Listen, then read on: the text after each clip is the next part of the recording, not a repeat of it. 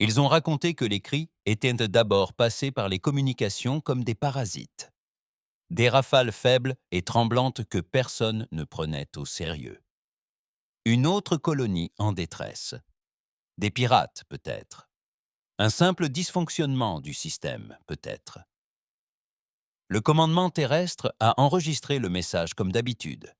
Mais lorsque le même message a été relayé dans 6 autres colonies, en l'espace de 48 heures, même les officiers les plus aguerris du commandement stratégique ont commencé à s'inquiéter. La voix dans la transmission n'était pas humaine. Elle était plus rauque, plus faible, comme si l'orateur devait forcer chaque syllabe à travers des poumons déchirés. Elle implorait de l'aide. Elle suppliait la terre de la secourir. Chaque transmission se terminait par la même phrase désespérée. « Nous mourrons, nous hurlons, envoyez vos monstres !» Personne ne pouvait vraiment expliquer pourquoi cette dernière phrase glaçait le sang même des officiers les plus blasés. La Terre n'avait plus de diplomates. Du moins, pas dans cette partie de la galaxie.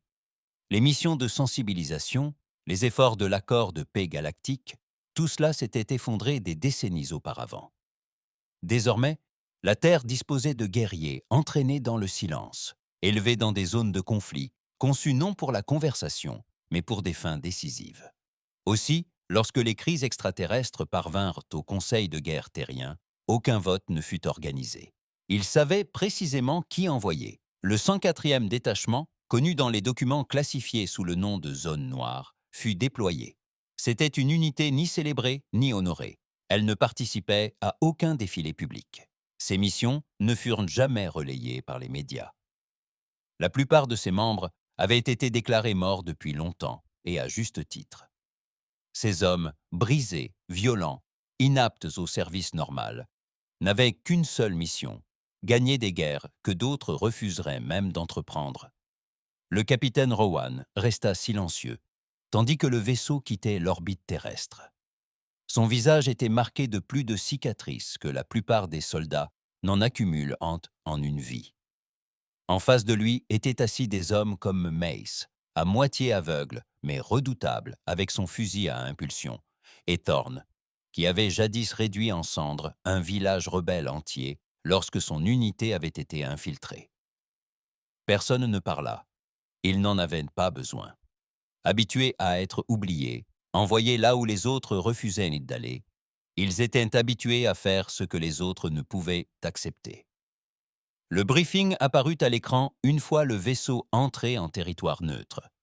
Une voix synthétique expliqua la situation. Une race extraterrestre de niveau intermédiaire, les Yarni, avait établi le premier contact des décennies auparavant. Ils vivaient paisiblement, vivaient de l'agriculture et s'étendaient sur 3 lunes. Rien n'était militarisé, aucune menace ne pesait sur personne jusqu'à présent. Leur transmission mentionnait une force connue, sous le nom de corbeau. Aucune espèce répertoriée, aucune observation signalée, juste un détail troublant. Chaque colonie Yarni a envoyé le même message juste avant de se taire. Aucun survivant, aucun vaisseau en orbite, seulement de la poussière et le silence. « Pourquoi nous ?» finit par demander Thorne. Rowan fit craquer son cou. « Parce que la Terre en a assez de faire semblant de se soucier de qui a commencé, quoi. Nous ne sommes pas là pour poser des questions. Nous sommes là pour en finir. » Le vaisseau sortit de l'hyperespace juste au-dessus de Yarn 3, et ce qu'ils virent glaça le sang même des tueurs les plus endurcis. La surface était noircie par les flammes. Les bâtiments, si l'on peut les appeler ainsi, gisaient en amas de ruines. Les signatures thermiques étaient quasi nulles, aucun signe de vie. Mais ce qui les troublait, ce n'était pas la destruction. C'était ce qui subsistait, d'immenses symboles gravés dans le sol, des cercles parfaits, des lignes qui s'étendaient sur des kilomètres. Et au centre du plus grand se dressait une flèche, métallique, vibrante et pulsante d'un rouge terne. Ce n'était pas Yarnite Tech, et ce n'était certainement pas humain. Rowan donna l'ordre. « À l'attaque! Restez sur vos gardes! S'il y a encore quelque chose qui respire là-dessous, on s'assure que ça cesse. » Tandis qu'il descendait, le vent hurlait à travers la vallée. Des cendres volaient en traînées horizontales. L'air était toxique. Chaque pas craquait sur des restes calcinés. Ils atteignirent la flèche. Alors la flèche parla. Non pas en mots, non pas en langage, mais en douleur. Chaque homme du détachement tomba à genoux, l'agonie les transperçant. Des souvenirs de guerre, de mort, les cris de leurs frères tombés au combat, des regrets qu'ils croyaient enfouis depuis longtemps. Rowan serra les dents si fort qu'elles se brisèrent. Puis, tout aussi soudainement, la douleur disparut.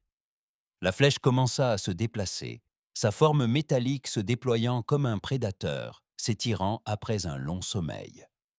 Et la voix se fit de nouveau entendre, non plus à travers la flèche, mais par les radios des casques.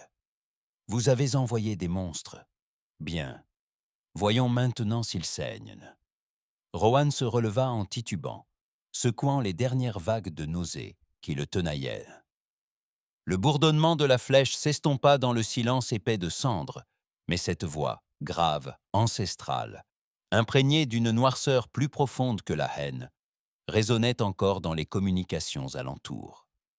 Le 104e détachement reprit ses positions. Leurs yeux étaient hagards.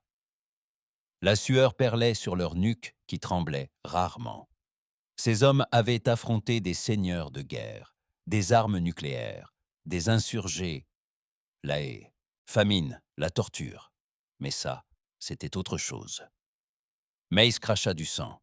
Cette chose, quelle qu'elle soit, s'était glissée dans mon foutu cerveau. Les yeux de Rowan ne quittaient pas la flèche. C'était un test. Elle voulait nous goûter, voir ce que la Terre avait vraiment à offrir. « Ouais », murmura Thorne. « Alors montrons-lui le reste du menu. » Ils avancèrent en formation décalée, fusils levés, périmètre resserré. La flèche de Yarni, jadis froide et inerte, palpitait désormais d'une vie intérieure. Des veines d'énergie rouge coulaient comme de la lave en fusion sous sa coquille. Les capteurs technologiques ne purent identifier la matière. Ce n'était ni du métal, ni de la pierre. Et elle ne provenait pas de ce système solaire.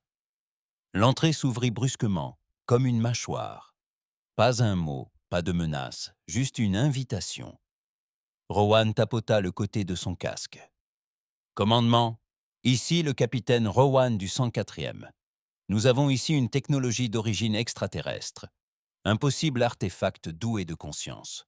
Nous entrons pour neutraliser la menace. » Statique. Aucune réponse. Il réessaya. Encore du grésillement. Mace jeta un coup d'œil à son communicateur de poignet. On est coincé. Impossible de passer. Thorne laissa échapper un rire sans joie. Typique. Pas de retour en arrière. Il faut avancer.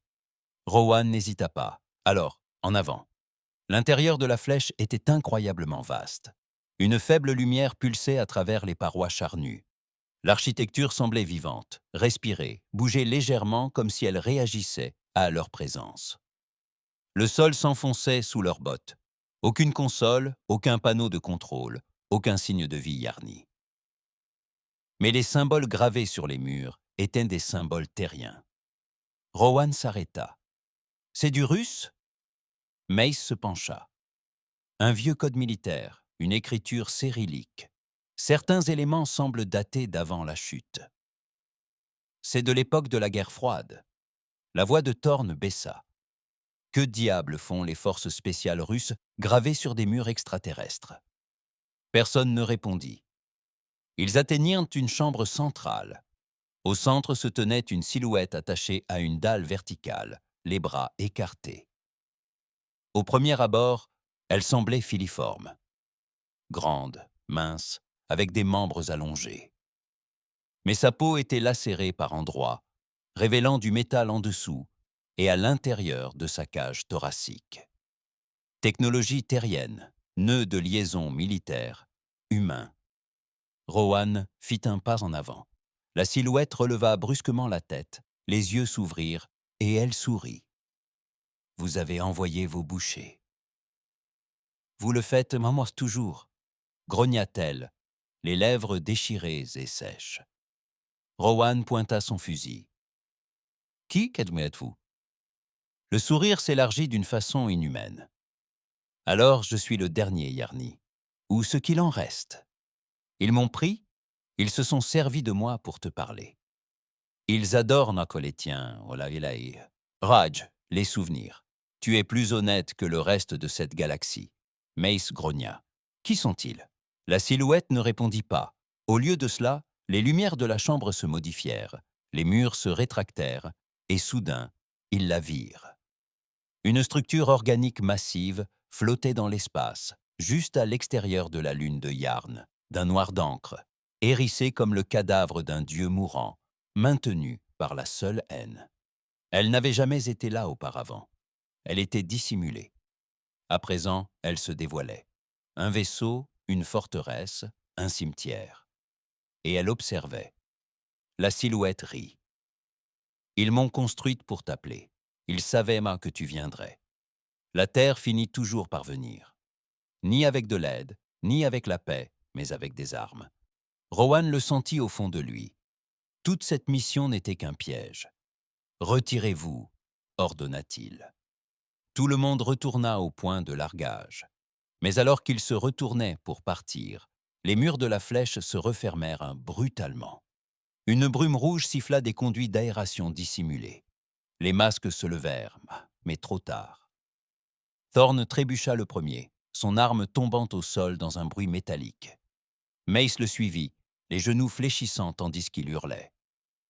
Rowan s'injecta un stimulant et resta debout. La voix revint. Désormais, tout se passait dans leur tête, plus par radio. Tu tues, tu brûles, tu gagnes.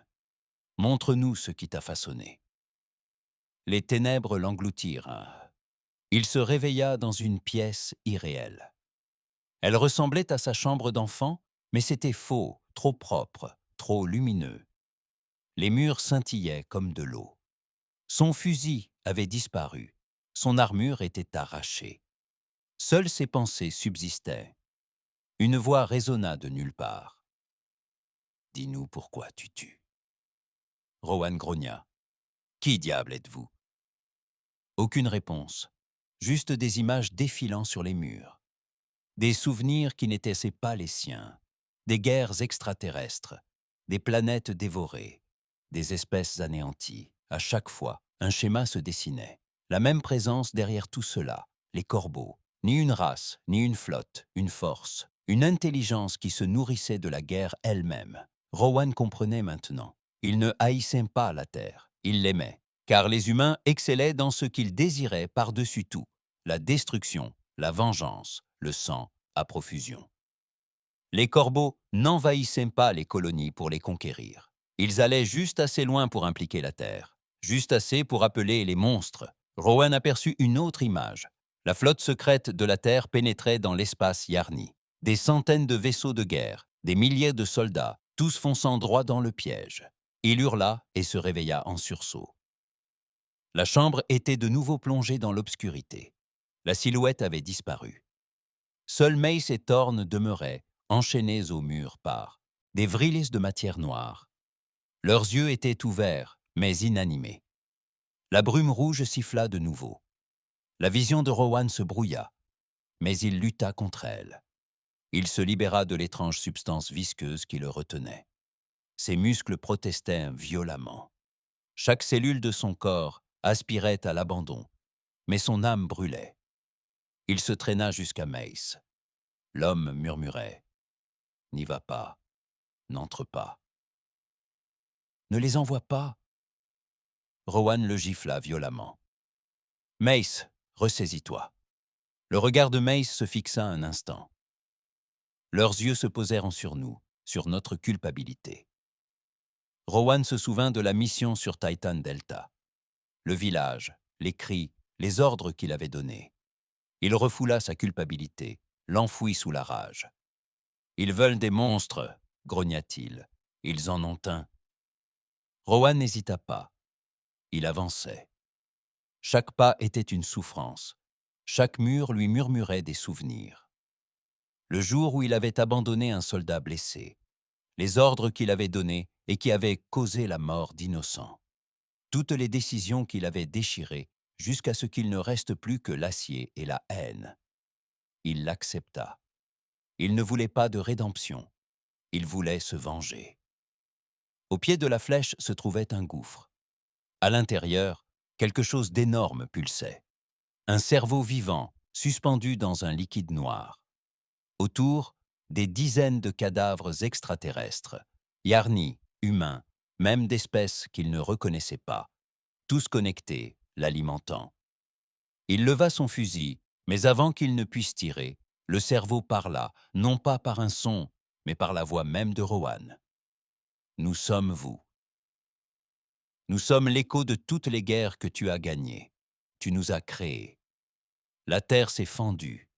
Des membres griffus ont surgi. Des créatures, nées des souvenirs des guerres terrestres, ont commencé à se lever. Pas réelles, mais suffisamment réelles. Un tireur d'élite russe de la guerre froide. Un soldat lance-flamme de la révolte martienne. Un opérateur de drone qui a massacré un mariage au nom de frappes chirurgicales. Tous. Lui. Rowan hurla et ouvrit le feu. Il déchira illusion, chair, métal. La fosse explosa. Un liquide noir gicla sur les parois. Le cerveau se débattit, mais ne mourut pas. Il parla une dernière fois, haletant. « Tu es le don que la terre nous a fait. Maintenant, envoie-en d'autres. » Puis il s'effondra. La flèche trembla. Les systèmes tombèrent en panne. La structure commença à se désagréger. Rowan courut. Il attrapa Mace et Thorn et les traîna à travers les flammes et les couloirs qui s'effondraient. Les murs ne murmuraient plus. Ils hurlaient. Une navette attendait toujours à la limite de la zone d'atterrissage, marquée par les flammes, calcinée mais fonctionnelle. Il y jeta son équipe et activa les commandes. La flèche disparut derrière ceux dans un effondrement violent, aspiré par le sol comme un cœur mourant. Alors qu'il s'élevait, une douzaine d'autres vaisseaux Corbeau se dévoilèrent en orbite, mais aucun n'attaqua. Au lieu de cela, ils firent demi-tour et s'en allèrent. Rowan resta silencieux. Mace gémit. « On a réussi. » Rowan ne répondit pas, car il connaissait la vérité. Les Corbeaux n'avaient pas besoin de gagner. Ils avaient déjà obtenu ce qu'ils étaient venus chercher. Ils avaient vu les monstres de la Terre, et ils les avaient adorés. Le vaisseau de transport sillonna le ciel en flammes, laissant derrière lui une traînée de fumée et des plaques de coque fissurées. Les alarmes hurlaient, clignotant en rouge au rythme du cœur de Rowan. Il gardait une main sur le manche à balai et l'autre crispée sur le bord de son siège, les jointures presque osseuses. Derrière lui, Mace, encore à moitié conscient, se débattait dans ses liens. Thorn n'avait pas bougé depuis des minutes. Ils étaient vivants, mais de justesse.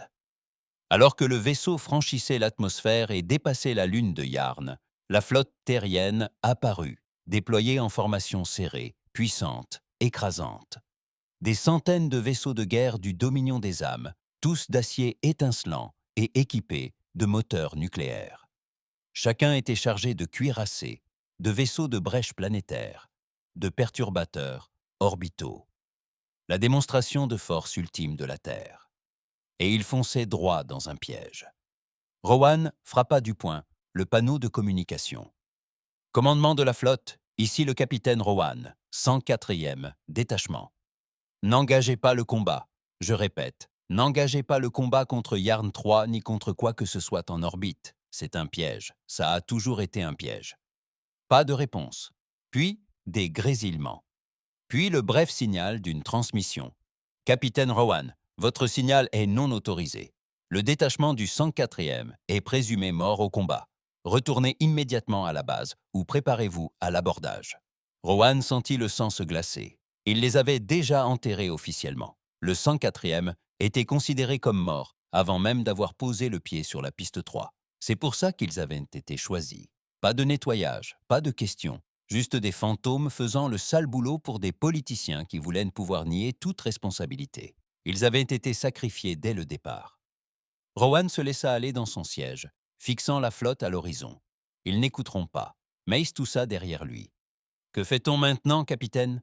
Rowan le regarda d'un air dur. « On désobéit. » À bord de la flotte, l'amiral Granger se tenait sur la passerelle du porte-avions de commandement, le serment du revenant. Flanqués d'officiers impeccables, en uniforme lustré et aux visages impassibles, ils contemplaient le système Arnati qui s'étendait sur l'écran comme une carte à explorer. « Situation ?» demanda-t-il. « Les analyses orbitales révèlent une destruction massive sur Yarn 3. Aucun système de défense Yarni détecté. Toutes les colonies précédentes semblent anéanties. Aucune trace de présence humaine. » Granger acquiesça. « Alors on frappe fort, on nettoie et on envoie le message que la Terre envoie toujours. » L'officier des communications hésita. On a reçu un signal non autorisé du 104e. Il provenait de Yarn 3. Granger haussa un sourcil. Je croyais que le 104e était déjà anéanti. Il devrait m'en l'être. Granger se retourna vers les étoiles. Ignorez-le. Si c'est réel, ils reviendront avec des preuves. Si c'est un piège, on ne mord pas. Mais ils mordaient à l'hameçon. Chaque seconde qui passait rapprochait la flotte du réseau de vaisseaux Corbeau qui attendait hors de portée de détection normale, camouflés, patients, affamés. Les Corbeaux ne voulaient sans pas détruire les forces terriennes. Ils voulaient observer. Ils voulaient, mettons, étudier les monstres en action. Rowan ne se dirigea pas vers la Terre. Il mit le cap sur les ceintures d'astéroïdes extérieurs, où il savait que le Dominion ne le suivrait pas. Le vaisseau perdait du carburant et son atmosphère s'échappait. Mais il tint bon suffisamment longtemps pour atterrir à l'intérieur d'une base astéroïde creusée, du genre de celles utilisées pendant la Rébellion silencieuse, une guerre que la Terre faisait désormais comme si elle n'avait jamais eu lieu. Ils soignèrent Thorne avec les moyens du bord. Mace parlait davantage, bien qu'il paraisse épuisé, comme si une partie de lui n'avait jamais vraiment quitté cette tour. Rowan se connecta à l'un des anciens satellites relais enfouis dans la roche des astéroïdes. Il n'était pas du domaine du Dominion, mais il pouvait émettre une impulsion. Il enregistra un message, un avertissement, une confession. Il leur révéla tout, la flèche, les corbeaux, la vérité sur le massacre de Yarni. Il ne se soucia pas du protocole. Il ne chercha pas à enjoliver les choses. Il conclut le message par une simple phrase. La Terre ne sauve pas la galaxie. Elle alimente quelque chose de pire que la guerre elle-même. Puis il le diffusa sur tous les réseaux clandestins du cadran. Hackers, repères de pirates, réseaux rebelles, contrebandiers, n'importe qui voudrait bien les écouter. Le Dominion le tuerait pour ça s'il le capturait. Mais au moins, la vérité éclaterait au grand jour. Mace faisait les 100 pas derrière lui. Ils vont nous traiter de traîtres. Rowan leva les yeux. On a toujours été des traîtres. Tout dépend de l'histoire qu'ils racontent. Thorne remua en gémissant. Il nous observe. Même maintenant, dans nos têtes. Je le sens. Rowan acquiesça. Je sais, mais laissons-les regarder. Nous allons leur montrer quelque chose qu'ils n'oublieront pas. 3 jours passèrent. La flotte du Dominion lança un assaut général sur Yarn 3. Aucune riposte, aucune résistance, aucun signe de vie. Juste un sol désert et des lunes creuses. Et puis, les disparitions commencèrent. D'abord, un vaisseau de reconnaissance a disparu des confins du système. Aucun appel de détresse, aucune épave. Puis un destroyer entier a disparu. Puis 2 autres. L'amiral Granger a ordonné une inspection complète du système, mais il était trop tard. Les vaisseaux Corbeau ont révélé qu'ils ne combattaient pas.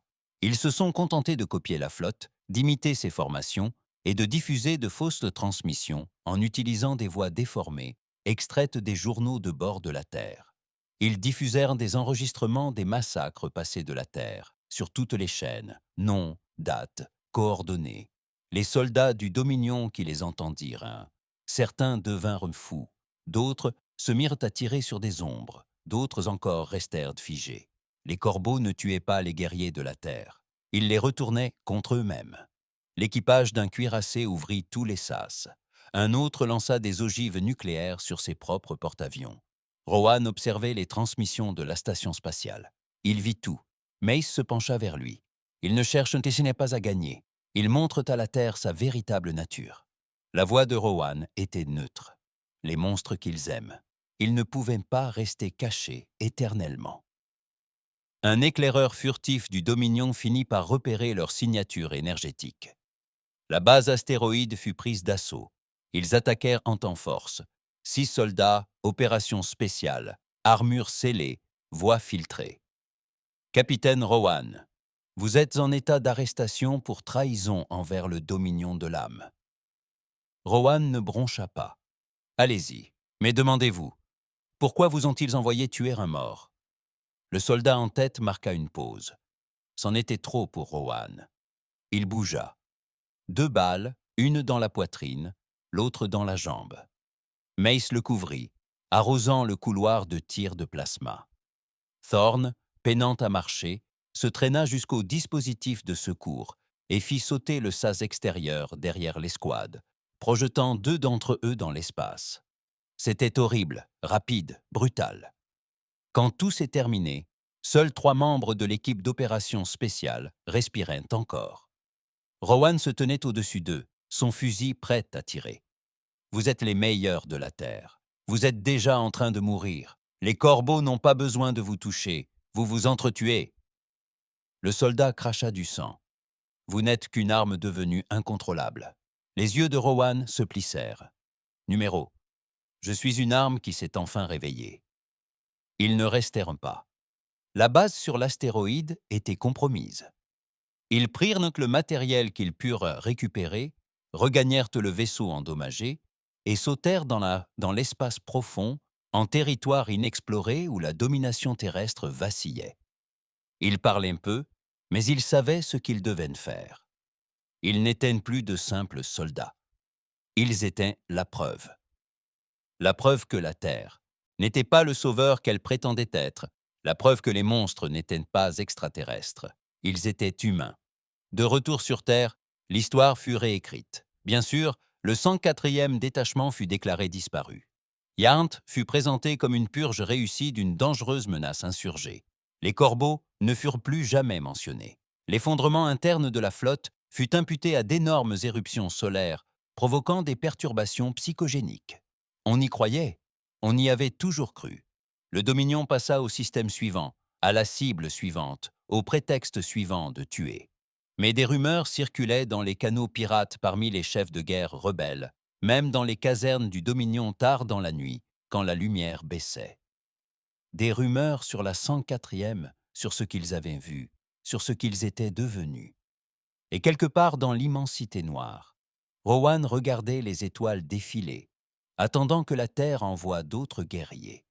Car désormais, il ne cherchait plus à arrêter les corbeaux. Il attendait de les revoir. Non pas pour les tuer, mais pour les comprendre, et peut-être, qui sait, pour devenir l'un d'eux. Il était assis seul au bord de la soute du vaisseau, le regard perdu à travers l'étroit hublot, contemplant l'étendue infinie du noir. Toutes les quelques minutes, une étoile lointaine clignotait. Toutes les quelques heures, un autre membre d'équipage hurlait dans son sommeil. Non pas à cause de rêves, mais à cause du silence pesant qui les séparait. L'état de Thorne se détériorait. Les blessures infligées par Yant III n'étaient pas seulement physiques. Quoique les corbeaux aient fait dans cette flèche, cela avait laissé des traces indélébiles, qu'aucune aiguille ne pouvait guérir, ni aucun médicament anesthésié. Parfois, il errait sur le vaisseau comme en transe, murmurant des noms que personne ne reconnaissait. D'autres fois, il restait assis, fixant des murs immobiles. Rowan ne l'arrêtait pas. Il comprenait. Mace gérait mieux la situation pour le moment. Il se plongeait dans la maintenance des armes, les calculs d'itinéraire, le piratage de vieux drones du Dominion pour en extraire des outils de siphonnage de carburant. Mais il sentait maintenant une légère crispation dans sa main, subtile mais grandissante. Une sorte de tic nerveux qui ne venait pas d'une blessure. Il venait de quelque chose de l'intérieur, qui rongeait lentement et insatiable. « Ils sont dans nos têtes », finit par dire Mace, brisant le silence lors d'une longue dérive entre des systèmes morts. Même ici, Rowan ne le regarda pas. « Je sais, pas comme des voix. » « Pas toujours. Mais tu te souviens de l'opération sur Carry-on-Six ? Rowan hocha lentement la tête. « Tu as déjà pensé aux civils qu'on a abattus, capitaine? Ceux qui se cachaient dans les canalisations d'irrigation? Tous les jours. » Mais Rowan ne dit rien. Il n'était même pas armé. May murmura. « J'ai tiré sur une gamine. Elle avait une poupée. Je n'ai pas bronché. Je n'ai pas réfléchi. Maintenant, je la vois toutes les putains de nuit. » Rowan expira par le nez. On ne décerne pas de médaille-t-il pour ça. Juste des fantômes. Ils dérivèrent dans l'étendue de Cheddar, une zone morte de colonies minières abandonnées depuis longtemps et de plateformes satellitaires oubliées. C'était le cimetière idéal pour se cacher. Mais ils n'étaient pas les seuls à se cacher. Rowan remarqua le signal en premier. Un écho faible et lent. Pas du protocole Dominion, pas même humain. Il pulsait comme un battement de cœur, irrégulier et rauque. Thorne le signala ensuite. « Nous ne sommes pas seuls. » Le signal les mena à une épave flottante. Le Varun, un vaisseau de récupération terrien disparu depuis 9 ans, officiellement perdu aux mains de pirates. La réalité était pire. Ils s'amarrèrent manuellement, l'opération faisant grincer les articulations et siffler les pinces. Rowan ouvrait la marche, fusil au poing, visière baissée. L'intérieur du hangar était sombre et l'air y était vicié. Des câbles pendaient comme des traînées de fumée. Des traces d'échanges de tirs, mais aucun corps avant d'arriver au pont. C'est là qu'ils les trouvèrent, ni morts, ni vivants. L'équipage était assis sur ses sièges, les mains encore sur les consoles, les yeux ouverts, mais la bouche cousue, littéralement scellée avec un fin fil métallique. Leurs corps se ratatinèrent, se desséchèrent comme des marionnettes oubliées depuis longtemps. Mace recula. Ce n'est pas naturel. Ils n'ont pas été tués, ils ont été conservés. Rowan se dirigea vers le fauteuil du capitaine. Une petite lumière clignotante subsistait sous l'accoudoir. Un enregistreur de données était encore intact. Il l'a branché sur son propre écran de vision. Vidéo chargée. Jour 7. Quelque chose nous suit. Aucune image, mais on le sent. Impossible de dormir. Cruise a des hallucinations. Jour 12. On a capté un signal. Rythmique. On a l'impression que c'est en nous maintenant. Miller est le premier à se taire. Il dit que les mots ne nous appartiennent plus. Jour 16. On a arrêté d'émettre. On n'avait pas le choix. Ils entendent grâce au langage. Ils s'en nourrissent. Silence radio. Si vous trouvez ceci, ne dites rien. L'enregistrement s'est interrompu dans des grésillements. Rowan a reculé. Un murmure lui a chatouillé à l'oreille. Trop tard. Ils sont rapidement retournés à leur vaisseau, mais quelque chose les avait déjà accompagnés. Les lumières ont vacillé. L'air s'est raréfié et Thorne avait disparu. Rowan l'a retrouvé dans la soute, recroquevillé sur lui-même, les yeux révulsés. Mace planait non loin, armé au poing. Il parlait dans une sorte de voix, pas une langue, plutôt un écho. Rowan s'accroupit. « Thorne. » Thorne leva les yeux et sourit. Pas son sourire habituel. Quelque chose se cachait derrière. « Tu les as appelés, » murmura-t-il. « Chaque mot que tu as prononcé depuis Yarn, ils ont tout entendu, chaque cri, chaque regret. Tu n'as pas fui les corbeaux, Rowan. Tu les as menés jusqu'ici. » Rowan porta la main à son pistolet. Les yeux de Thorne s'écarquillèrent. « Ce n'est plus moi, c'est eux, c'est toi. » Et puis, sans un bruit, le corps de Thorne se contorsionna.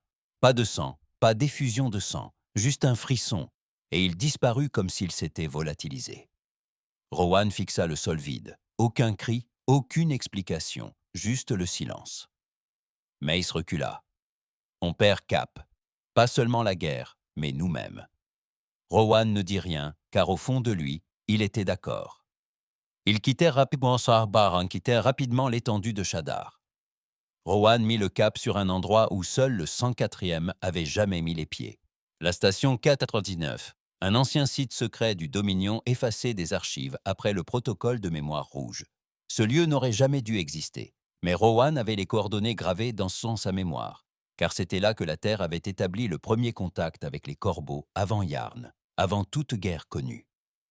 La station K9 était le berceau du plus vieux mensonge de la Terre, celui d'être les défenseurs de la paix. Rowan avait besoin de réponses avant que le silence ne l'engloutisse lui aussi. La station dérivait en orbite autour d'une étoile mourante, sa structure métallique gémissant sous le poids de décennies de chaleur et de radiation. L'amarrage fut difficile, câble manuel, gravité à 30%. À l'intérieur, tout fonctionnait encore. Ce fut le premier signe inquiétant. Pas de poussière, pas de décomposition, pas de cadavres, juste le silence. Ils trouvèrent la salle des serveurs après 30 minutes d'exploration. À l'intérieur se trouvait une console unique et fonctionnelle, dont le voyant vert clignotait encore. Rowan s'avança, les doigts hésitants. « Bienvenue, capitaine Rowan. » Un frisson le parcourut. Mace jura entre ses dents. Comment diable le sait-il? Avant que Rowan n'ait pu parler, l'écran changea. Une retransmission vidéo commença, et ils se virent, Rowan, Thor, Mace dans le fil 3, dans la flèche, puis dans l'espace profond, puis dans les images de leurs propres yeux. « Vous êtes la diffusion », dit l'ordinateur d'une voix féminine déformée. « Vous n'étiez jamais seul. Vous étiez le signal. Vos souvenirs, votre langue, votre sang, tout porte la graine. Les corbeaux ne bougent pas. Ils ne volent pas. Ils grandissent dans des hommes comme vous. » Rowan recula. L'écran vacilla de nouveau. « Voulez-vous voir la vérité ?» Il hésita, puis tapa. « Nous partons. » La pièce sombra dans l'obscurité. Un hologramme jaillit du plafond, montrant les premiers contacts de la Terre avec une vie extraterrestre. Ni pacifique, ni diplomatique, mais prédateur. La Terre offrait sa protection, mais seulement en échange de son contrôle. Des colonies furent établies, les ressources exploitées. Les populations locales furent contraintes à l'obéissance. Les rébellions furent réprimées avec une brutalité extrême. Puis vinrent les corbeaux. Ni vaisseau, ni voix, seulement des effets. Ils apparurent seulement après les guerres de la Terre, se nourrissant de souvenirs, de traumatismes, des répercussions de la mort. Le Dominion le savait. Il le savait depuis la station 499. Et il n'a jamais cessé, car il croyait que les corbeaux étaient inévitables, le prix à payer pour être au sommet de la hiérarchie. Alors au lieu de les arrêter, la Terre les a utilisés. Chaque guerre alimentait la machine. Chaque soldat devenait un vecteur. Rowan s'éloigna de la console, tremblant. « Nous ne sommes pas des soldats, » murmura-t-il. « Nous sommes des incubateurs. » Mace resta figé. « Alors, que fait-on » La réponse n'était pas simple, mais elle était claire. Rowan se tourna vers les commandes du réacteur. On le réduit en cendres. L'air à l'intérieur de la station 499 devenait de plus en plus étouffant, les conduits d'aération se faisant plus lents, comme si l'endroit lui-même suffoquait sous le poids de décennies de secrets enfouis. Plus Rowan s'enfonçait dans les niveaux de commandement, plus il avait l'impression d'être à l'intérieur d'une machine, tentant de s'oublier elle-même. Un avant-poste du Dominion, jadis si fier, désormais rongé par la corruption, alimenté par les souvenirs des morts et nourri par le silence des survivants. Mace suivait de près, ses bottes résonnant sur le sol métallique, un silence entre eux qui n'avait que trop duré. Depuis que la vérité avait éclaté du système central, ils étaient la diffusion, le virus, la piste de miettes que les corbeaux attendaient. Aucun des deux n'avait parlé autrement que par ordre. Mais le poids était palpable dans leurs yeux, dans leur respiration. Il ne s'agissait plus de guerre. Il s'agissait de leur propre destruction. Rowan s'arrêta devant une porte de cloison rouillée. Un code y était inscrit au pochoir. Il ne l'avait pas revu depuis les essais de décontamination sur Mars. Projet Fadom. Ses yeux, forgés dans l'ombre, il composa le code de déverrouillage. Les vérins hydrauliques hurlèrent. La porte s'ouvrit. Au-delà, un puits vertical plongeait droit au cœur de la station 499. Tout en bas, le soleil artificiel qu'ils appelaient le cœur.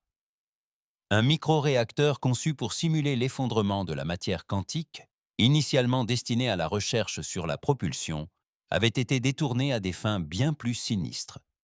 Ils descendirent à bord du vieux monte-charge, passant devant des câbles de données clignotants et des échafaudages tordus. « Je ne sais pas si ça va marcher, » murmura Mace.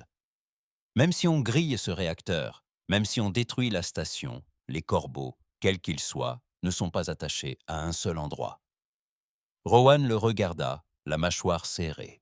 « On n'essaie pas de les tuer. » Mace fronça les sourcils. « Alors, qu'est-ce qu'on fait, bon sang ?» demanda Rowan d'une voix rauque. « Nous coupons le signal. Le cœur fonctionnait encore. C'était déjà suffisamment inquiétant. Aucun technicien, aucune équipe, aucun signe de présence humaine. Mais la sphère de fusion pulsait fortement, suspendue dans des champs magnétiques au-dessus d'un gouffre abyssal. Tout autour, des créatures aux yeux vides restaient immobiles, mi-humaines, mi-machines. Des soldats terriens, reliés à la station par des câbles, la bouche cousue, le crâne ouvert, exposaient leurs noyaux neuronaux. Leur présence était un message. La Terre avait maintenu la transmission active, même après leur mort. Rowan sentit ses genoux se crisper. Il ne se contentait pas de le dissimuler. Il l'utilisait, transformant en arme ce dont les corbeaux se nourrissaient. Mace fixa les soldats du regard. Voilà pourquoi ils nous ont déclarés morts avant même notre atterrissage. Voilà pourquoi ils nous ont envoyés. Nous n'étions pas censés survivre à Jarnat. Non, acquiesça Rowan. Parce que si nous survivions, nous poserions des questions. Mace se retourna. Et maintenant, répondit Rowan sans hésiter, nous leur donnons la réponse qu'ils ne veulent pas. Il se dirigea vers le panneau de commande du hub d'accès du Heart. La console exigeait une double authentification. Il saisit son identifiant du Dominion. Mace fit de même. La station gémit de protestation. Un compte à rebours commença, 60 minutes avant la surcharge du noyau. Les sirènes hurlèrent et les lumières devinrent écarlates. Il leur restait 1 heure avant que le cœur ne réduise la station entière et ses archives interdites en un cratère incandescent. Les corbeaux le remarquèrent immédiatement, non pas avec des vaisseaux, non pas avec des armes, mais avec des souvenirs. L'esprit de Rowan fut submergé. Non pas avec la douleur, mais avec des scènes, des instantanés. Chaque visage qu'il avait tué, chaque ordre qu'il avait donné et qui avait entraîné la mort de quelqu'un. Chaque souvenir s'affinait et se répétait en boucle jusqu'à devenir réalité. Il revit Thorn mourir une nouvelle fois, cette fois-ci hurlant à l'aide, une aide qu'il n'avait jamais apportée. Il revit une mère dans le compartiment 6, serrant son enfant mort contre elle. Il se vit rire, et cela le brisa. Il s'effondra au sol, se tenant le crâne. Mace se laissa tomber à ses côtés et le secoua par l'épaule. « Cap, ils sont de retour. »« Je sais, » siffla Rowan. « Je les ai laissés entrer. » « Quoi ?» Les yeux de Rowan s'illuminèrent d'une lueur lucide. Ils se sont nourris de notre culpabilité, de nos traumatismes, de chaque meurtre que nous n'avons jamais remis en question. Mais dès qu'on a posé la question, c'était le signal qu'ils redoutaient. Mace cligna des yeux, incertain. « Tu veux dire que le regret les affaiblit ?»« Non. » Rowan leva les yeux. « La compréhension, oui. Accepter ce que nous sommes sans nous laisser définir par cela. » Il se redressa, le souffle court. « Ils veulent nous garder brisés. On les vaincra en reprenant le contrôle. Il reste 30 minutes. » Ils se dirigèrent vers la salle de liaison. Chaque opération du Dominion y était consignée. Chaque massacre, chaque pacification de colonies extraterrestres. Des images qu'on n'aurait jamais dû voir. Des ordres qu'on n'aurait jamais dû entendre. Rowan connecta son HUD, les fichiers défilèrent devant ses yeux. Des batailles présentées comme des victoires se révélaient être des massacres. Des traités de paix sabotés pour s'emparer des ressources. Des colonies de réfugiés bombardées, accusées de rebelles qui n'ont jamais existé. Rowan ne détourna pas le regard. Il avait besoin de le ressentir. Mace, lui aussi, ressentit cette douleur. Pendant 5 minutes, aucun des deux ne parla. Quand Mace prit enfin la parole, sa voix se brisa. « Pendant toutes ces années, Nous avons cru protéger l'humanité. Rowan se tourna vers lui. Nous protégions le mensonge. Alors, que sommes-nous devenus? Rowan n'hésita pas. Le remède. 15 minutes restantes. Ils retournèrent au cœur. Les constructions bougeaient à présent, lentement, tremblantes, mais conscientes. L'une d'elles s'avança vers eux, sa voix sèche, brisée. Ne nous anéantissez pas.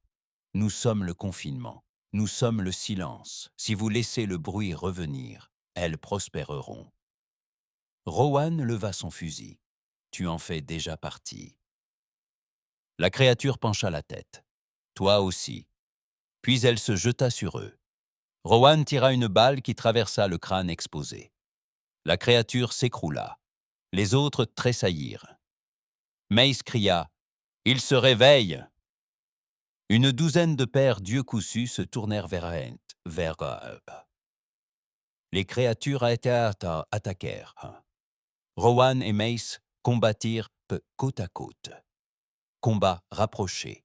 Coups brutaux. Ces créatures ne saignaient pas. Elles ne criaient pas. Elles continuaient d'avancer sans relâche, comme la culpabilité incarnée. Comme si chaque erreur enfouie luttait pour survivre. Rowan fut blessé aux côtes. Mace perdit son arme de poing. Une construction l'attrapa à la gorge et lui siffla des décharges électriques au visage.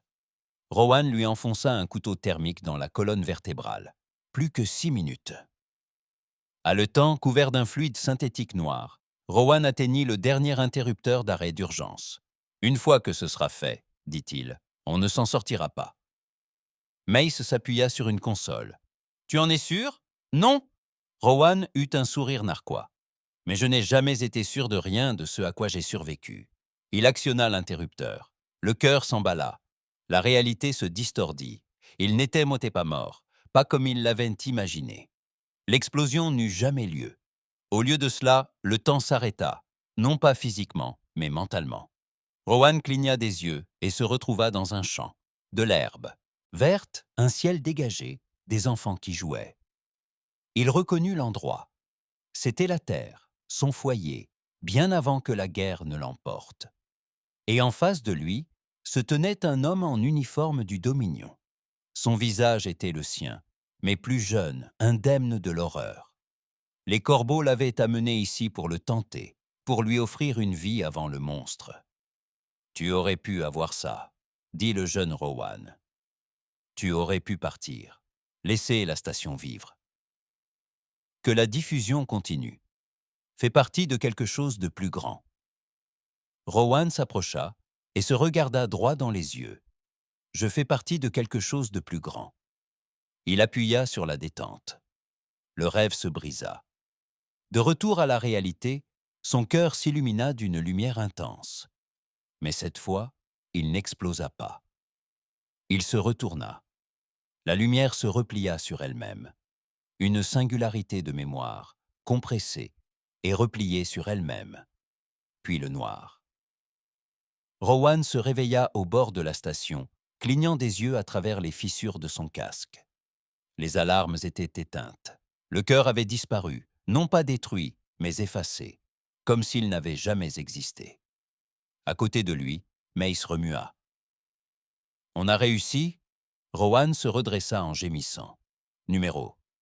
Mais on a réussi à faire quelque chose. » Ils atteignirent en boitant la passerelle de contrôle. Les constructions étaient de nouveau immobiles. Arrêt complet.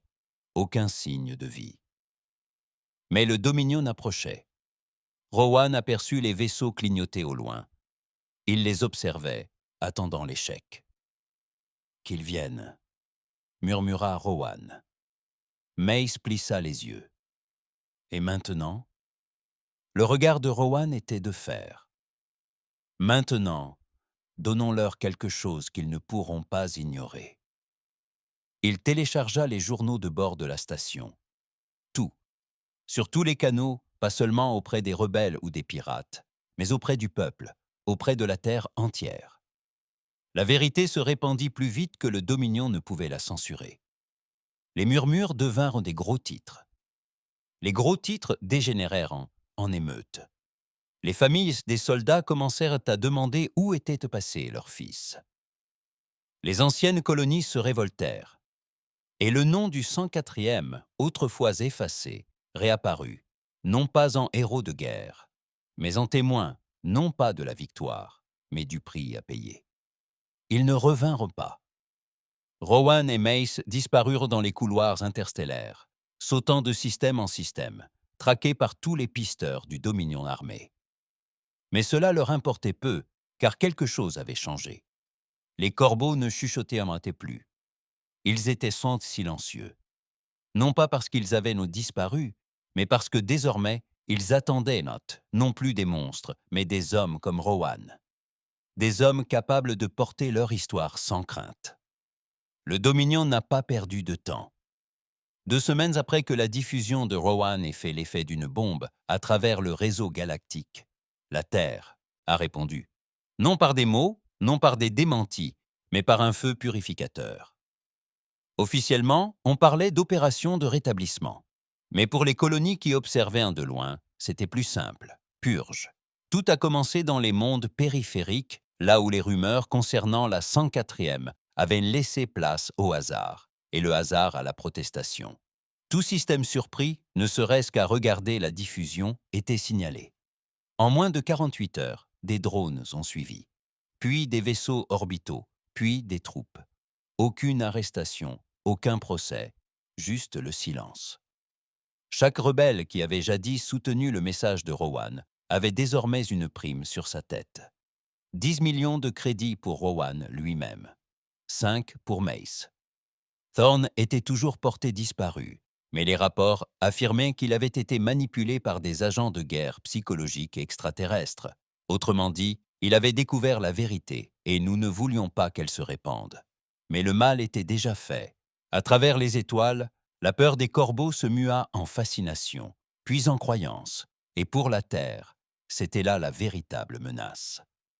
Rowan était assis sur le bord d'une caisse déchirée, à bord d'un cargo faiblement éclairé, dérivant en orbite basse autour de la planète Genset, l'une des rares stations libres encore non signalées par les balises du Dominion. Mace venait de rentrer d'une mission de ravitaillement infructueuse, les mains vides et à bout de souffle. « Plus personne ne fait affaire avec nous », dit Mace en frappant la console de ses gants. Ils ont tous peur. Certains pensent que nous sommes maudits. D'autres croient que s'ils nous aident, le Dominion va anéantir leur famille. Rowan ne bougea pas. Il fixa simplement la transmission brouillée sur l'écran devant lui. Des images d'une autre colonie incendiée. Des cendres qui tombent comme de la neige. Des enfants au regard vide. Le genre d'endroit dont on ne revient pas. Tu t'es jamais demandé s'ils avaient raison, hein? Demanda Mace à voix basse. Les corbeaux, que nous sommes l'infection. Que ce n'est même plus une question de culpabilité, que nous sommes simplement toxiques pour tout.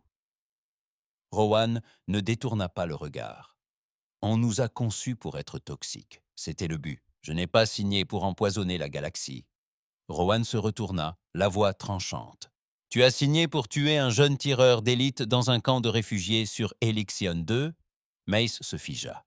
Rowan se leva lentement. On se prenait tous pour le scalpel, net, précis, capable de faire ce que les hommes faibles ne pouvaient pas. Mais la Terre nous a créés comme une massue, quelque chose qu'ils peuvent brandir avec force et rapidité, puis dissimuler une fois le sang versé. Mace expira, la gorge serrée. Et maintenant, on court jusqu'à ce qu'ils nous attrapent et jusqu'à ce qu'on meure de faim ici. Non, dit Rowan, on fait en sorte qu'ils ne puissent plus se cacher. Ils avaient déjà besoin d'aide, mais pas de politiciens ni de rebelles.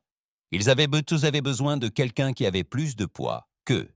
Ils se sont donc adressés à Axel Verden, ancien seigneur de guerre, pirate de la radiodiffusion et véritable fou furieux, connu pour avoir transformé la technologie du Dominion en matériel de guerre. Axel dirigeait une décharge flottante appelée le Cœur des Tombes, une forteresse orbitale entourée de champs de satellites détruits et de balises de brouillage. Il n'avait pas choisi de camp depuis des décennies. Il cherchait la bagarre. Il l'accueillait avec un sourire carnassier et un pistolet pointé droit sur la poitrine de Rowan. « Je vous croyais mort, capitaine. dit Axel. Après tout, j'ai moi aussi cru être Dieu. C'était il y a 3 planètes et une ex-femme. Rowan ne broncha pas. On a affaire à quelque chose de plus grand que Dieu. Ouais, plus grand que moi? C'est grave. Mace sortit une puce de sa ceinture. Des images de la station 439, des journaux de bord, des crimes de guerre du Dominion. La preuve qu'il connaissait net l'existence des corbeaux, avant même le premier contact. Axel fit tournoyer son pistolet, les yeux brillants. « Vous voulez vraiment tout révéler, hein? Répandre la fin du monde sur tous les canaux de communication ouverts. » Rowan acquiesça. « Tu as la portée et le goût du suicide. On se contentera de justice. » Axel marqua une pause, puis rengaina son pistolet. « Il me faudra 5 jours pour monter la chaîne, contourner leur système de surveillance, faire transiter le signal par une douzaine de réseaux neutres. Ensuite, il se propagera à l'échelle galactique. Même les agents infiltrés d'Europa ne pourront pas l'ignorer. » Rowan plissa les yeux. « Tu es sûr qu'on ne peut pas remonter jusqu'à toi ?» Axel sourit. « Capitaine, j'ai déjà piraté la retransmission de l'anniversaire de l'empereur du Dominion, et je l'ai remplacée par une vidéo de moi en train d'uriner dans un haut de forme. Tu parles à un professionnel. » 3 jours plus tard, le Dominion les a retrouvés. Un croiseur furtif a pénétré le champ de débris en décomposition du cœur des tombes, utilisant des anneaux satellitaires fracturés comme couverture. Le vaisseau a décollé sans prévenir. Ni demande, ni question, juste des torpilles. Le cœur funèbre a tremblé sous l'impact. Des sections se sont effondrées. L'oxygène s'est engouffré dans les coques déchirées. Les alarmes ont retenti dans toute la station. Rowan et Mace ont saisi leur équipement et ont couru vers la salle de contrôle. Axel était déjà là, pestant contre un enchevêtrement de câbles. « J'ai chargé qu'à 90% de la pointe, » cria-t-il. « Mais il me faut une bonne minute pour finir la chaîne d'alimentation. » Rowan tira à travers la fente de la fenêtre sur une escouade de soldats d'assaut qui descendaient en rappel depuis la brèche du plafond. « Vous avez 30 secondes. » Mace traîna un tambour de câble sur le sol, s'en servant comme abri. S'ils atteignent ce noyau, tout ce message est perdu. Axel frappa un levier manuel du poing. Les messages sont stockés dans 25 systèmes. Une fois le dernier saut effectué, c'est définitif. Rowan abattit 2 soldats, puis plaqua un 3e, tentant de prendre Axel à revers. Ses mains tremblaient, non pas de peur, mais de rage. Furieux de la facilité avec laquelle la Terre pouvait effacer des vies, détruire des récits, supprimer la vérité comme un fichier corrompu, il planta un couteau de combat dans le cou du dernier assaillant. Le sang gicla sur le sol. Axel hurla. « On est en direct !» Une décharge statique jaillit des panneaux muraux, se propagea dans tout le système, puis au-delà. La transmission de Rowan illumina les terminaux. Axel sourit, même lorsqu'un drone du Dominion lui tira en plein ventre. Il s'effondra, se vidant de son sang avec un sourire satisfait. Rowan s'empara de la console et appuya sur une dernière touche. Diffusion générale. L'information se répandit comme une traînée de poudre. 4h19, Yarn, le Véron, la vérité des corbeaux. La voix de Rowan la narrait, brute, rageuse, honnête, sans phare, sans politiquement correct, juste authentique. Et dans cette authenticité, les gens écoutèrent. En quelques heures, 5 colonies du Dominion se mirent à protester. En quelques jours, des soulèvements éclatèrent. Et dans toutes les flottes du Dominion, les soldats commencèrent à poser des questions. C'était ce que la Terre redoutait le plus. Non pas la rébellion, mais le doute. Mace a traîné Rowan hors de la station en flammes. Ils sont restés silencieux pendant des heures. Ils ont trouvé un transporteur minier abandonné, l'ont détourné et ont repris le cap sur l'espace profond. Mais quelque chose avait changé. Un poids s'était déplacé. Pour la première fois, ils ne fuyaient et en y est pas. Ils attendaient. Mao. Et la galaxie observait. Rowan se laissa aller en arrière sur son siège de pilote, le sang séchant sur son bras, les côtes fracturées par le combat. Mace jeta un coup d'œil. « Tu crois que c'est fini ?» Rowan secoua la tête. « Ça ne fait que commencer. » Mace expira, laissa échapper un petit rire. On a toujours cette prime du Dominion. Ils vont nous envoyer des flottes entières maintenant. » Rowan se tourna vers lui, les yeux fatigués, mais vivants. « Qu'ils le fassent. » Quelque part dans l'obscurité, un vaisseau corbeau s'agita. Il n'avait pas bougé depuis la chute de Yarn, mais il se déploya alors hors de sa carapace. Non pour se nourrir, non pour chasser, mais pour écouter.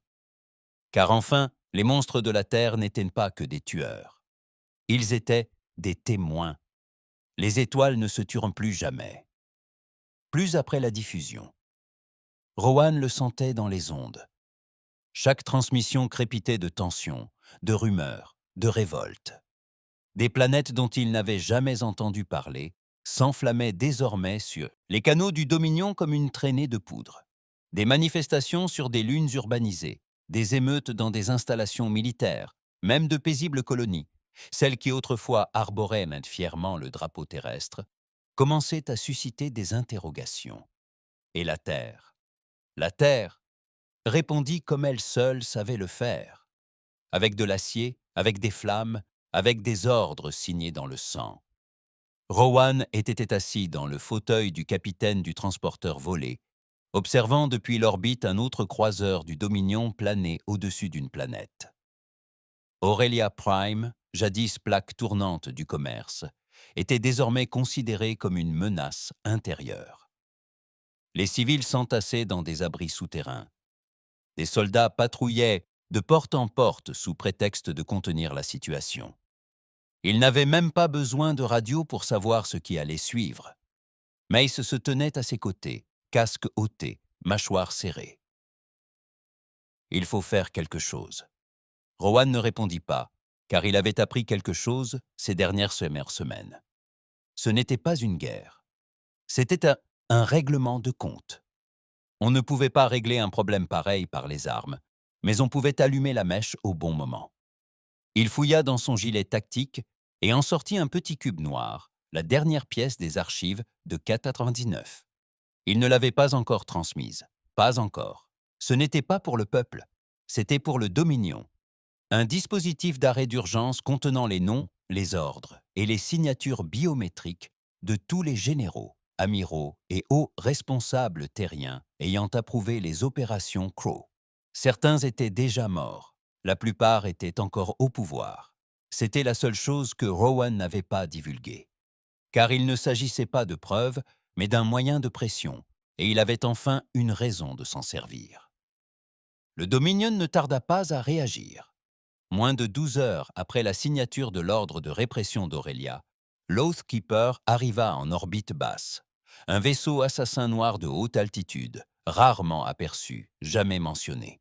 Lorsqu'un gardien du serment était déployé, ce n'était pas pour négocier, c'était pour effacer. 3 capsules profilées jaillirent de son ventre, fendant le vide vers le vaisseau volé de Rowan. Ils ne prirent même pas la peine de diffuser leurs exigences. Ces hommes étaient longtemps des agents, des tueurs entraînés, formés dans les mêmes fosses où la 104e avait été créée, mais plus froids, plus efficaces, libérés du poids des souvenirs, conditionnés non seulement pour survivre, mais pour purger l'histoire elle-même. Rowan se tenait au centre de la soute du transporteur, son gilet pare-balles sanglé. Armé jusqu'aux dents, fusil en bandoulière, lame au fourreau à la hanche, Mace vérifia leur équipement. 4 charges, 3 fusils, 2 pistolets, pas de renfort. Rowan marmonna. 3 arrivent. Insertion. Tactique rapide. Mace acquiesça. Probablement d'anciens membres des Shadow Teams. Ils voudront nous garder en vie 1 minute, le temps de nous interroger, puis nous recycler. Rowan hocha légèrement la tête à voix basse. Ne leur laissons pas cette minute. La première capsule trancha la coque du transporteur comme un scalpel, s'encastrant dans la passerelle centrale dans un sifflement de décompression. Rowan bougea avant que l'écoutille ne s'ouvre. Il lança une charge explosive directement dans le point d'entrée et s'agenouilla. Boum! La trappe explosa sous l'effet de la détonation. Une lumière blanche et une onde de choc désorientèrent le premier agent. Rowan tira une première fois, puis une seconde. Le premier tir lui arracha la jambe au niveau du genou. Le second l'atteignit en plein torse, à travers une faille dans son armure.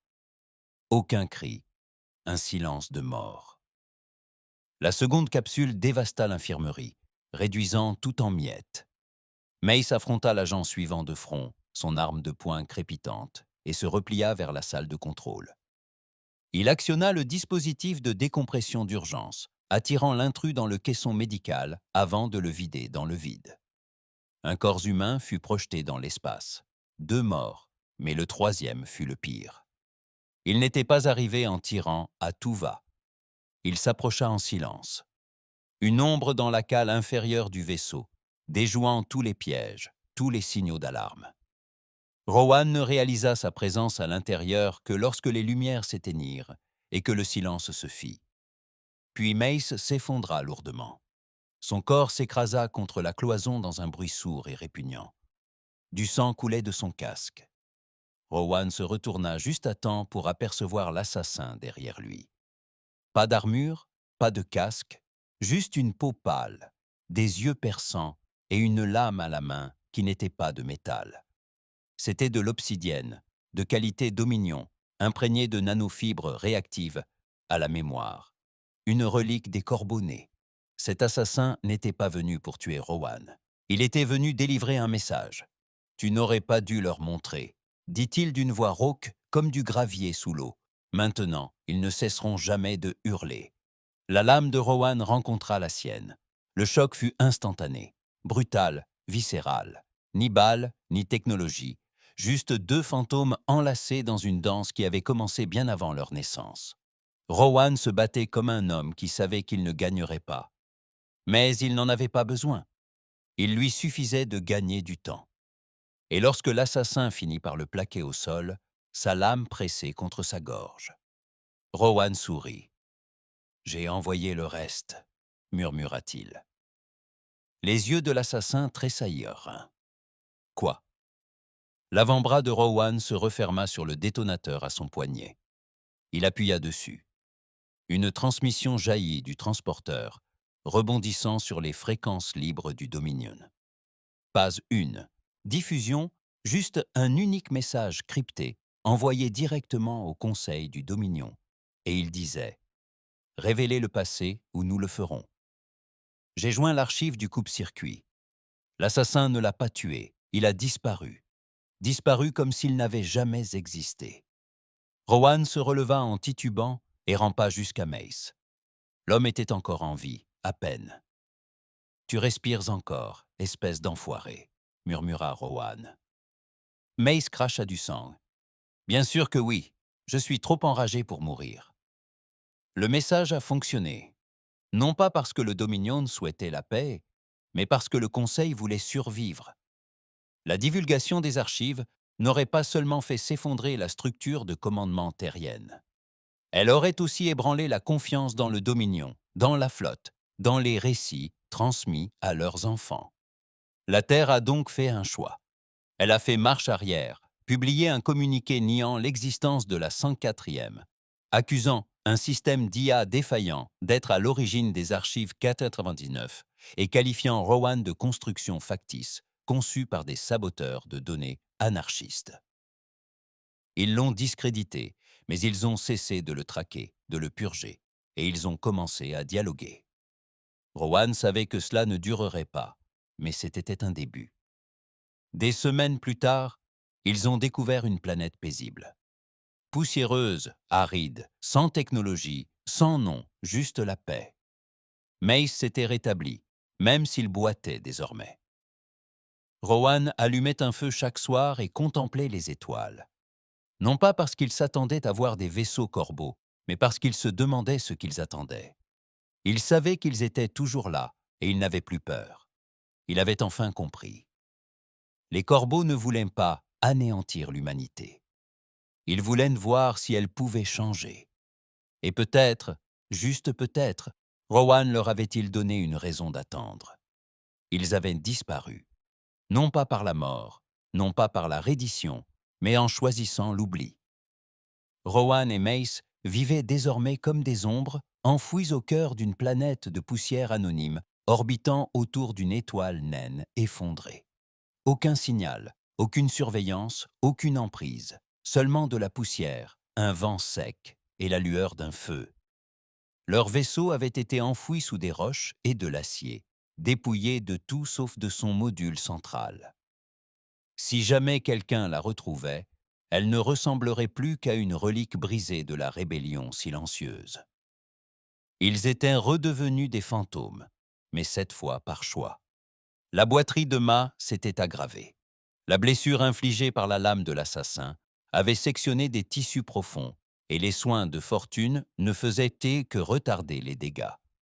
Il ne se plaignait pas, jamais. Mais Rowan le voyait à sa démarche. Lent, lancinant, une douleur qui vous transperçait jusqu'aux os. « Tu n'as jamais pensé qu'on aurait dû laisser tout brûler ?» demanda Mace un soir, assis près du feu. « Donner le feu vert à tout le monde? Laisser la terre s'effondrer sous son propre poids ?» Rowan fixa les flammes, silencieux. « Alors on n'a pas arrêté le feu, on l'a juste dirigé. »« Ce n'est pas justice, » murmura Mace. « Non, » dit Rowan. « C'est une question de survie. La justice viendra ensuite. » Le lendemain matin, Rowan se réveilla avant l'aube. Le ciel était une pâle tache rouge, à l'horizon. Quelque chose clochait, pas dans l'air, mais au plus profond de lui. Il sortit de leur abri et le sentit. Une pression, non pas gravitationnelle, psychologique, comme 1000 yeux qui l'observaient, juste au-delà de la perception humaine.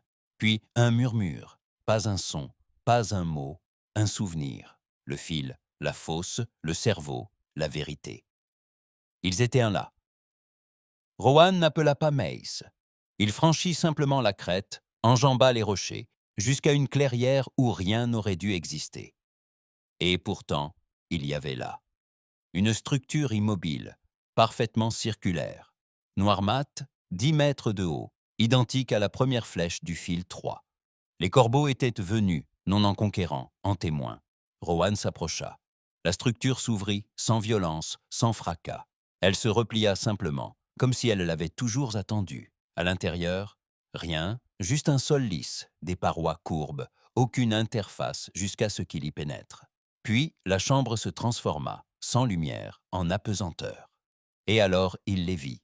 Ni corps, ni être, seulement des présences, comme des reflets qui ne lui appartenaient pas. Des centaines de silhouettes alignées à perte de vue.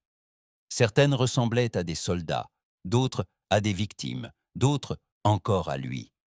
Et l'une d'elles s'avança. Ni corbeau, ni humain, juste une émotion informe, incarnée. « Tu nous as montré la fracture, » dit-elle. Une rupture dans le cycle. Rowan resta silencieux. La terre a créé des monstres. Vous avez imposé le silence, puis l'avez brisé. D'autres observent. Rowan finit par demander « Pourquoi vous montrez maintenant ?» La forme resta immobile. Vous n'étiez pas censé nous voir. Pas au début. Mais maintenant, le signal est entre vos mains. Des images défilèrent autour de lui, plus vite que la pensée. Des planètes qui s'élèvent, qui s'effondrent, des gouvernements qui se dissolvent, des empires bâtis sur des mythes, et en chacun de nous, le même fil conducteur. Contrôle par la peur, pouvoir par le silence. Puis une voix, la sienne, diffusa les archives de K99, diffusant la vérité. « Tu n'es pas pardonné, » dit la voix, « mais tu es entendu. » Rowan hocha la tête une fois. C'en était assez. Il sortit de la flèche des heures plus tard, ou peut-être quelques minutes. Le temps semblait s'être figé là-dedans. Mace attendait près de la crête, pistolet au poing. Rowan leva la main. « C'est fait. Tu les as vus ?»« Ils m'ont vu. » Mace fixa la flèche. « Et maintenant ?» Rowan ne répondit pas, tout de suite. « Alors on rentre ?» Mace cligna des yeux. « Retourner à quoi ? La Terre réclame toujours nos têtes. La flotte est dispersée. Les colonies nous prennent pour des légendes urbaines. C'est précisément pour ça qu'on y retourne. Rowan a dit qu'on disparaîtrait à présent. Ce n'est plus qu'un mythe oublié, une rumeur de plus que la Terre peut enterrer. » Il contempla l'horizon embrasé. « Mais si on traverse à nouveau les flammes, s'ils nous voient encore debout, ils sauront que l'histoire n'est pas terminée. » Mace esquissa un petit sourire amer. Tu veux vraiment mourir en direct? La voix de Rowan était glaciale. Je veux qu'ils voient ce qu'ils ont créé. Il leur avait fallu des semaines pour construire un réseau de signaux suffisamment puissant pour percer les champs statiques du Dominion. Ils avaient utilisé des pièces récupérées sur la flèche, fusionné la technologie terrienne avec l'architecture Corbeau, même si la vue leur faisait mal aux yeux à force de la regarder. Le dernier jour, Rowan nettoya son armure. Vieille plaque du 104e, rayée et cabossée, mais intacte. Mace fit de même, plus lentement. Il avait le souffle court. Lorsqu'ils se tinrent côte à côte devant la caméra improvisée, ce n'étaient plus des soldats. C'étaient ses avertissements. Rowan appuya sur le bouton d'enregistrement. Ici le capitaine Rowan, ancien du 104e détachement. Un monstre jadis, un homme encore. Tu nous as menti. Tu nous as forcés à tuer. Tu as dissimulé la vérité sous couvert de patriotisme. Nous avons découvert le silence que tu as enterré. Nous l'avons laissé parler. Désormais, la galaxie entière écoute. Il s'approcha, baissant la voix. Nous ne sommes plus tes fantômes, nous sommes ton reflet. Si nous pouvons changer, alors peut-être le peux-tu aussi. Sinon, il fixa l'écran. Alors nous t'attendrons. Il coupa la transmission et l'envoya à tous, non seulement au Dominion, mais à chaque flotte, chaque colonie, chaque rocher caché, qui se souvenait encore des agissements de la Terre dans l'obscurité. Ce furent là les dernières images officielles jamais diffusées du 4e. Ils ne furent jamais retrouvés, ni par les patrouilles du Dominion, ni par les scanners des vaisseaux Corbeau, ni par les sondes rebelles. Certains disent qu'ils furent anéantis en quelques jours par les commandos terriens. D'autres prétendent avoir rejoint les Corbeaux, intégrés à un monde qu'aucun humain n'avait jamais été autorisé à comprendre. Mais avec le temps, la guerre changea de cours. L'emprise de la Terre se relâcha. Le Dominion se fractura. Non pas sous le poids des armées, mais parce que les croyances s'effondrèrent. Les récits ne tenaient qu'au plus. Les héros ressemblaient davantage à des monstres. Et les monstres, eux, commençaient à ressembler à des hommes. Des années plus tard, dans une salle de classe d'une colonie qui craignait autrefois la Terre, un enfant demandait « Est-ce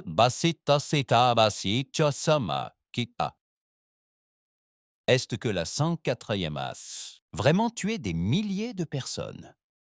Et l'enseignant répondait après une longue pause « Oui, et ils ont payé pour tout le monde. » Puis une deuxième question « Étaient-ils les méchants ?» Et l'institutrice regardait par la fenêtre, au-delà des étoiles, et disait « Non, ils éteignent le miroir. »